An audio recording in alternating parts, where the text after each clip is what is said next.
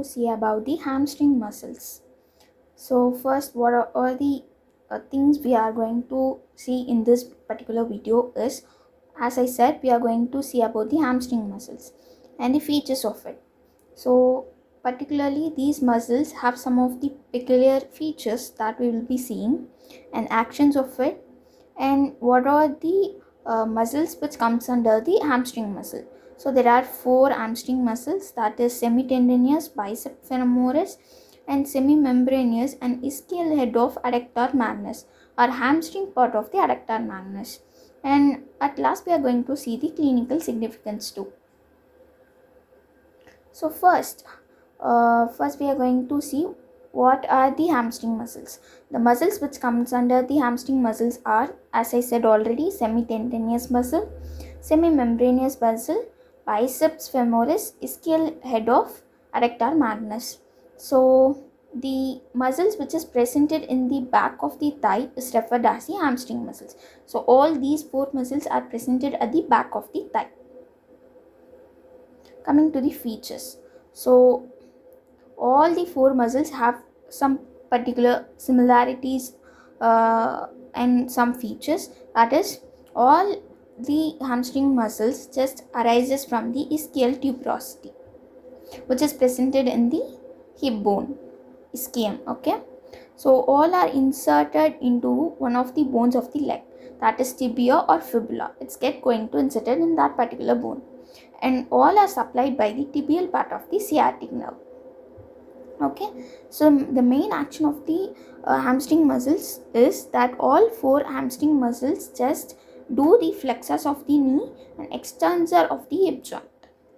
Flexors of the knee and extensor of the hip joint. Okay, these are the features. Coming to the nerve supply, as I said, all the hamstring muscles are supplied by the tibial part of the sciatic nerve, which spinal value is L5, S1 and S2. Okay, coming to the blood supply, it is mainly deep femoral artery, which is also known as profunda femoris artery. So all this artery is a branch of femoral artery. Okay, so coming to the actions, as we saw already, it is the chief flexors of the knee and extensors of the hip joint. In addition to that, the medial rotation of the leg is done at the semi-flexed knee.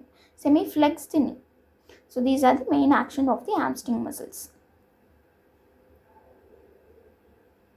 So it is the diagram which shows the origin and insertion of each and every hamstring muscles that we will be discussing now. So first, coming to the semitendinous and biceps femoris. As I said, all the muscles going to arise from the ischial tuberosity. So semitendinous is going to arise from the ischial tuberosity, including biceps femoris. Biceps, in the sense, contain two heads, that is long head and short head. Okay, so the biceps femoris is going to inserted in the head of the fibula. Okay, biceps. Coming to the semitendinous is going to attach to the tibial bone, head or neck of the tibial bone. Okay, coming to the semitendinous, as I said, it going to arises from the ischial tuberosity and it going to insert it into the tibia, medial surface of the tibia. Coming to the biceps femoris, it's already, we have discussed it, from the ischial tuberosity. Biceps, that is long head from ischial tuberosity. Short head, it's from lateral lip of the linea aspera, which is presented in the tibial bone. So normally the long head of biceps only comes under the hamstring muscles. Okay, short head is not included in the hamstring muscles. Okay,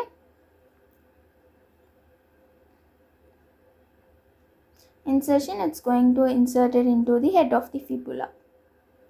nerve supply, as I said, the long head is comes under the hamstring muscle, because so as usual it is supplied by the tibial part of the sciatic nerve, whereas short head, it does not included in the hamstring muscle, so it is supplied by the common peroneal nerve, which is a branch of sciatic nerve.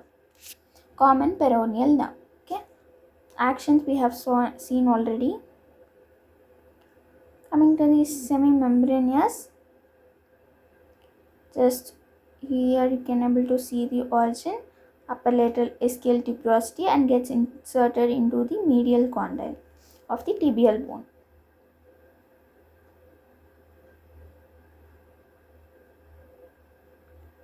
So coming to the adductor magnus, only ischial head just comes under, ischial head of the adductor magnus comes under the hamstring muscle. So as usual, it's going to arise from the ischial tuberosity, going to insert it into the adductor tubercle. So here, as we know, this is the back of the thigh. Okay, so as we know, semitendinous is going to look somewhat like tendons, whereas semimembrane somewhat like membrane. So here you can able to differentiate it. And here broad thing which you can able to identify is the sciatic nerve. So coming to the clinical significance, if hamstring muscles gets paralyzed, what it causes, in the sense, the patient tend to fall forward because gluteus maximal muscle cannot maintain the necessary tone to stand upright. If hamstring muscles get paralyzed at the back of the knee, it's not going to support anymore. So the patient tends to fall forward. So how we can test for the hamstring muscles, as the hamstring muscles are normal? Okay, so hamstring muscles, well, the patient is asked to flex the knee. Okay, so as we know that the main function of the hamstring muscle is to flexion of the knee. So the action is if the action is done by the patient, the hamstring muscles are good enough. If there is any inflammation in the semimembranous bursa, it is referred as the semimembranous bursitis. It is more prominent during the extension of the knee. Even important what we have now we are going to see is the even Rohit Sharma has, okay, even Rohit Sharma just undergone the hamstring injury.